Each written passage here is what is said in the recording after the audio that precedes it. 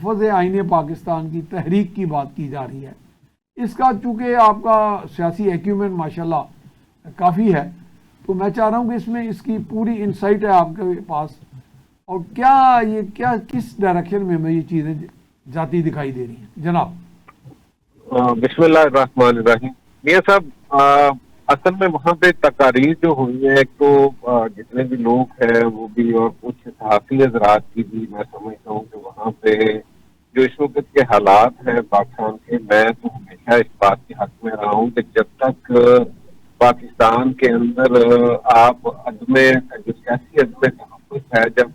اس کا نہیں ہوتا سطح پاک ہو، میں سمجھتا ہوں کہ کوئی کام جو ہے نا، ہم جتنا مرضی دنیا کے بھی ایک آرٹیکل کا ذکر کر رہے ہیں باقی دنیا کی، آپ دیکھیں کہ ہم کہاں کہاں پہ ایم او یو اور ہزاروں ایم او یو پچھلے کچھ دنوں کے اندر حکومت نے ابھی تک سائن کیے ہیں. لیکن میں سمجھتا ہوں کہ جب تک آپ پاکستان کے اندر ایک سیاسی فضا کو بہتر نہیں کرتے، ایک آپس میں حالات کو بہتر نہیں کرتے کسی چیز کا، اور یہ جو آج کانفرنس 2 دن کی ہوئی ہے اس کی تقاریر آپ سنیں تو اس کو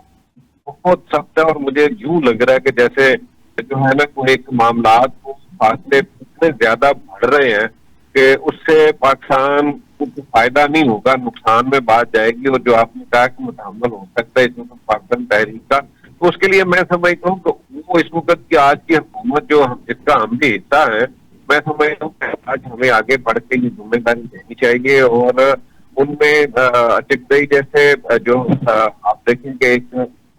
بڑے سیاستدان ہیں، وہ ان کو ساتھ لے کے ان کے ساتھ بات کرنے کا، اور آج بڑا اچھا موقع ہے کہ اس میں جتنے بھی لوگ ہیں، علامہ صاحب ہیں اس میں آپ دیکھیں پی ٹی آئی کے جو لوگ اس وقت مذاکرات چاہتے ہیں. میں سمجھتا ہوں کہ آج کے حالات کے اندر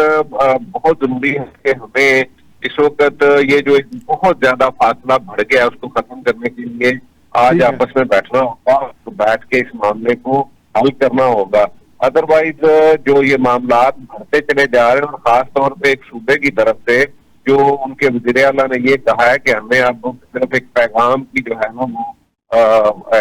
وہاں سے انتظار ہے، اس کے بعد پھر یا تخت یا تختے والی بات انہوں نے کہی ہے، یا رہائی ہے یا موت ہے، یا اس طرح کی باتیں آپ دیکھیں کہ یہ بات پاکستان میں اس وقت مناسب نہیں ہے. اور خاص طور پہ افغانستان کے حوالے سے جو حالات بنے ہوئے ہیں وہ آپ کے سامنے ہے کہ افغانستان کے ساتھ میں کبھی بھی اس بات کے حق میں نہیں رہا کہ ہمارا ان کے ساتھ اختلاف ہو، ہمارا جو ہے نا وہ، کیونکہ وہ یہاں پہ جو لوگ یہاں بیٹھے ہیں اتنے عرصے سے ہم نے انہیں جس طریقے سے لک آفٹر کیا ہے، ان کو پالا ہے، اور اب ان کی تیسری نسل آ گئی ہے، اور تیسری نسل کو مجھے یہ بتائیے کہ آپ کس طرح سے ان کو جو ہے نا یہاں سے نکال سکتے ہیں، اور ایک دم سے اتنی سختی سے. اور اس کے لیے یہ طے ہونا چاہیے تھا. اب یہاں پہ ان کی شادیاں، یہاں پہ بچے، یہاں پہ کاروبار، اور یہ سارا کچھ دیکھتے ہوئے آپ کو جو ہے نا کچھ اس طرح کا ضرور معاملہ اپنانا چاہیے جس سے پاکستان کے اندر کے جو حالات پیدا ہو رہے ہیں دہشت گردی کے، وہ نہ ہو. اور میں ہمیشہ سے اس بات کے حق میں رہا ہوں کہ جناب ہمیں یہ جو کانفرنس ہوئی ہے ان کی بات کو سننا ہوگا، اور ان کی بات کو لے کے ان کے ساتھ بیٹھنا ہوگا، اور پھر پاکستان کا جو ہے، اور پھر اصل میں پرابلم یہاں پہ یہ ہے کہ سیاستدان تو آرام سے نکل جاتے ہیں اس بات سے کہ ہمارے تو بس میں بات کوئی نہیں ہے. اور یہ بات اس ادارے کے لیے بڑی خطرناک ہے. اور وہ ہماری